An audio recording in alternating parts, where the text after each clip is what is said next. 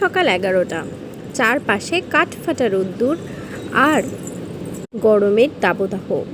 তারই মাঝে দেখতেই পাচ্ছ চোখ মুখ ঢেকে সানগ্লাস পরে সানস্ক্রিন মেখে বেরিয়ে পড়েছি বাজারে।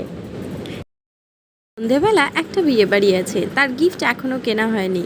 সে গিফট কেনার জন্যেই প্রথমে এলাম এই দোকানটায়।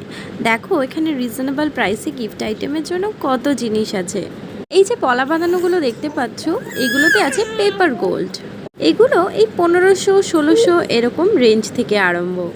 এই যে পলার আংটিগুলো দেখছো, এইগুলো ওই রকম 1400-1500 থেকে আরম্ভ হয়ে 2000 এবং তারও উপরে রয়েছে। কাছের কোনো মানুষকে গিফট দেওয়ার জন্য যেতেই পারে এরকম একটা অপশান। পর আমরা চলে গেলাম বাড়ির জন্য সবজি বাজার করতে। দেখো এই অসহ্য গরমে সবজি বিক্রেতারা কীরকম সবজি নিয়ে বসে আছেন, আমাদেরই তো জন্য। যাই হোক, এবার আমরা আমাদের পছন্দ মতো একটু সবজি কিনে নিলাম।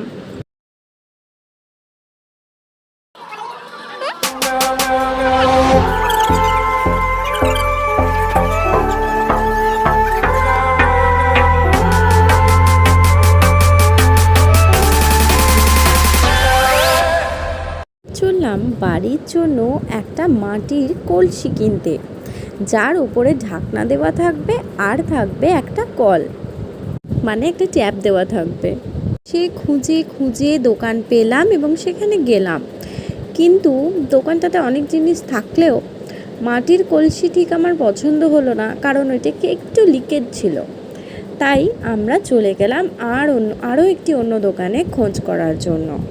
এই জিনিসটার এখন এতটাই চাহিদা যে দাম তো দ্বিগুণের থেকেও বেশি নিচ্ছে, আর পাওয়া যাচ্ছে না বললেই চলে। মনে একটু ভয়ও ছিল, অন্য দোকানে যাচ্ছি বটে, কিন্তু পাবো তো? অনেকটা পথ অতিক্রম করে ওই জায়গায় গিয়ে পৌঁছানো, অনেকটা দূরেই ছিল দোকানটা, পরের দোকানটা।